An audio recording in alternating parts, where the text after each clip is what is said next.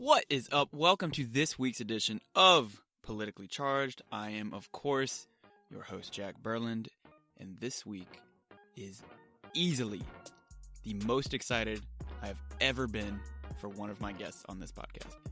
I cannot stress enough how valuable their insights are going to be, how long it took me to secure this guest, and last but certainly not least, how much clout they have in the political world.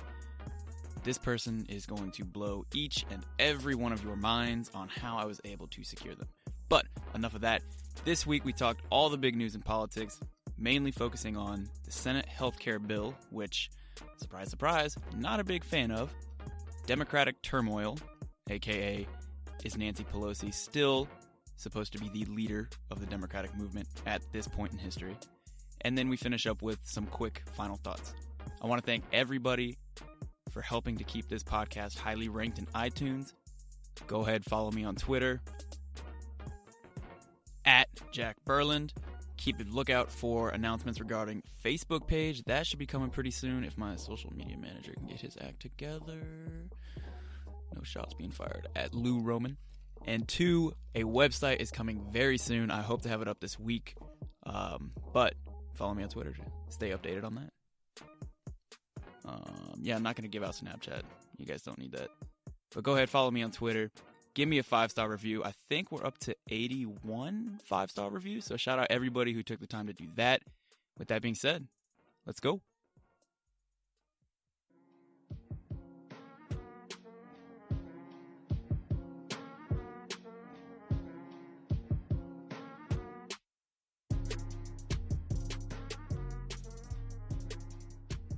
Psych! There is no guest today. It's just me. Lucky you guys. But one of the positives of not having a guest is I don't have to engage in pointless little chit-chat to start the show to pretend that I really am thankful to have them on my show. Psych, I am actually thankful to have these people on my show, but don't tell them that. So, first, let's start with healthcare.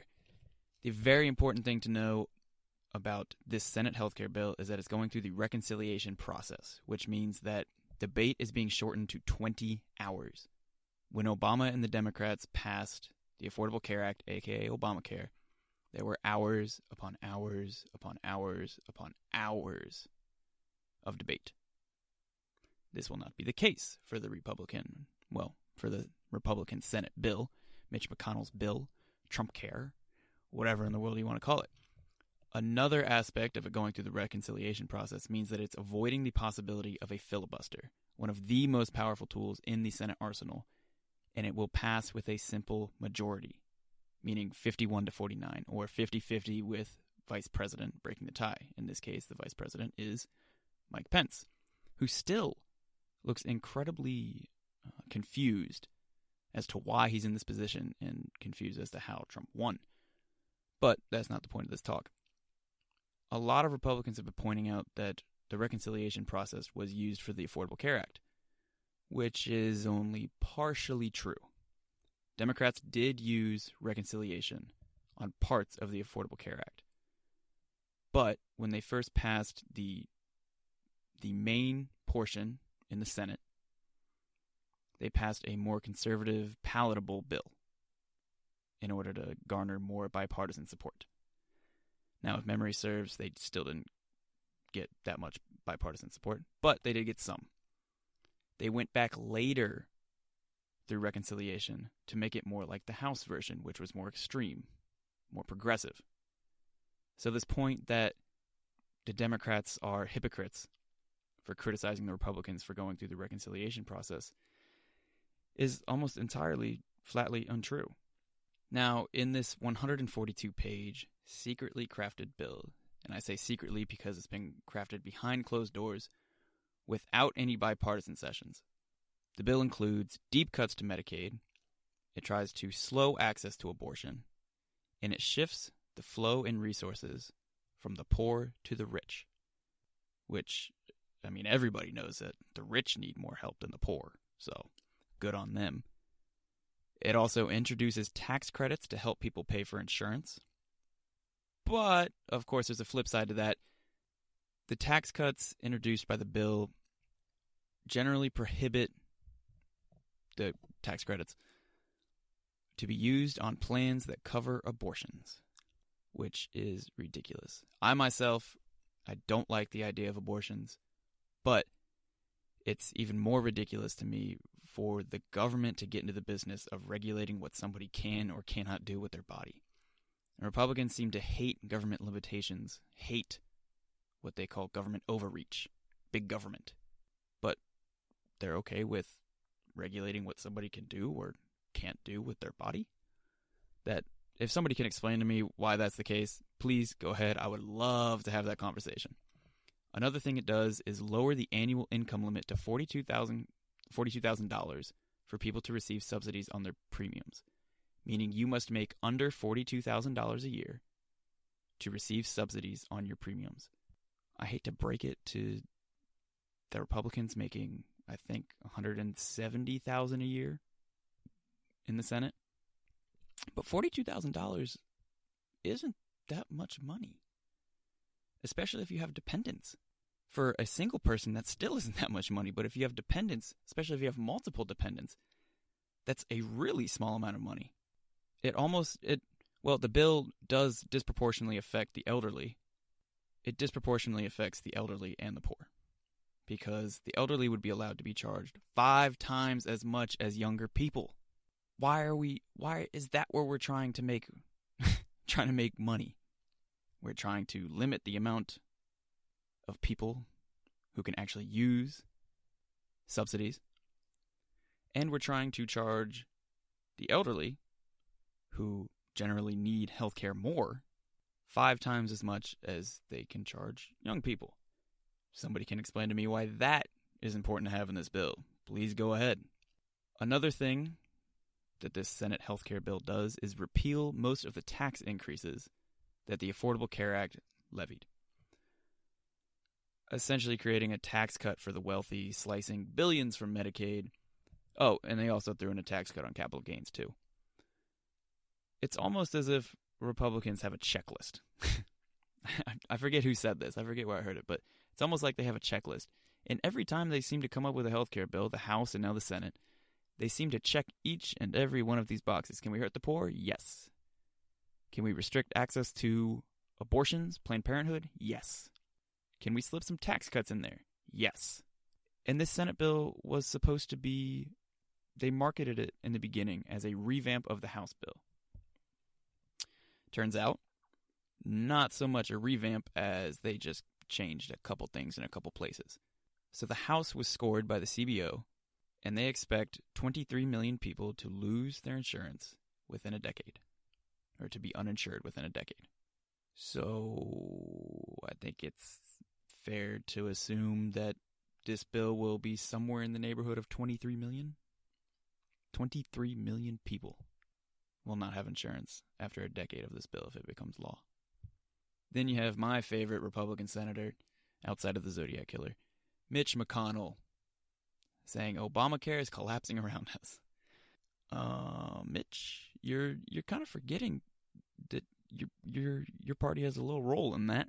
Well, Republicans and Trump are kind of withholding subsidies from insurers that help reduce deductibles for low-income people. This obviously sows massive confusion and contributes to people saying Obamacare is collapsing.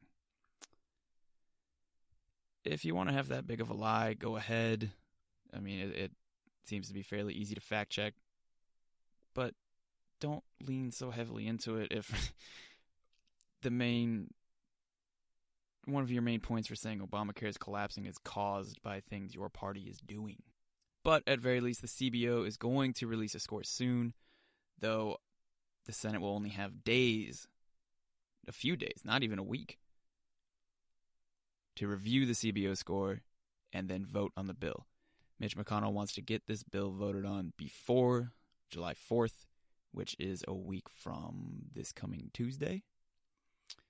This is going to drop Monday, so tomorrow, when you hear this. Healthcare is supposed to be for the poor, for those who can't pay out of pocket. And yet Republicans have crafted a bill slicing billions from Medicaid, creating tax cuts, hurting the elderly, lowering income limits. It just doesn't make any sense to me. But I don't want to rant and rave about the healthcare bill by myself. I'll leave that to Rush Limbaugh, Alex Jones, any of those other people who make their living by just saying crazy crap. Which, come to think of it, that'd probably be a good way to bring in money. But moving on, the other big news of the week was in the Georgia 6th, where Jon Ossoff was running against his Republican opponent. For some reason, while doing my research, I did not bother to write down her name. I believe it's something Handel. I want to say Karen Handel. I don't know why I thought I would remember it off the top of my head while I'm in the middle of recording, but I did. He lost. Hate to break it to you. If you somehow missed that, Ossoff lost. This loss has, again, given rise to the idea that Democrats are in complete turmoil, which I only partially agree with. The other thing this has kind of dug up again is if Nancy Pelosi really has what it takes to continue leading this party. Obviously, the criticism is becoming louder because of election losses, including special elections and the 2016 presidential election. It's only increasing the pressure on her for the 2018 midterms, which, if Democrats are able to conjure up a victory, or at least take back the House or the Senate, hopefully both, that's crucial to impeding Trump's progress or destruction, depending on how you look at it, of the country. Now, a lot of this criticism is being levied at Nancy Pelosi because part of the Republican strategy in the Georgia 6th race was linking Ossoff to her. God, that's such a tough name to say on this. Ossoff. Nancy Pelosi's proven to help Republicans raise money, and it worked to great effect in this race by linking Ossoff to her. Now, the positive side of this for her is that she's regarded as a legislative genius, a tactical wizard, prolific fundraiser. It's difficult to really sum up how good she is at fundraising. She's raised $568 million for the Democratic Party since 2002. That's insane. And that's part of the reason why I don't think she should step down, but I'll get to that in a minute. She's really become a boogeyman for the right, and it's forced her to rethink strategies like physically visiting districts to help somebody get elected. A lot of Democratic congressmen or candidates are rejecting or saying on the record that they're not entirely sure if they would want her to show up because it draws such a strong reaction from the right. Now, I think this whole idea of Democrats being in turmoil is overblown. Leading up to the 2016 presidential election, the idea or the conventional wisdom was that Republicans were in turmoil. They were being led by an Oompa Loompa racist, but then he kind of won. And so that's only added to the fire. Now, especially the Georgia 6th, they're in heavily Republican districts. I believe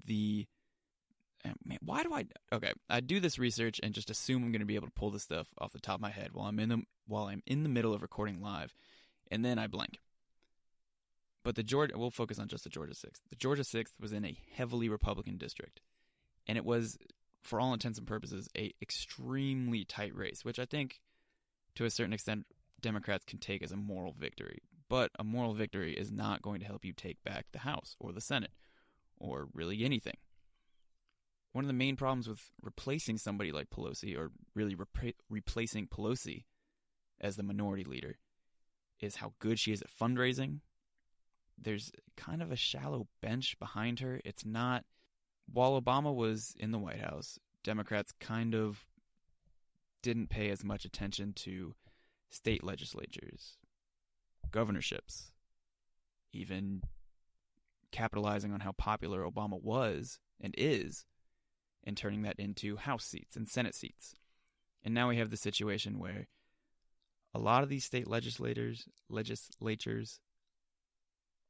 a lot of governors, a lot of House members, and a lot of senators are Republicans. And now that Obama is out of the White House and Democrats don't have full control over the executive branch, it's becoming even more apparent how important that is.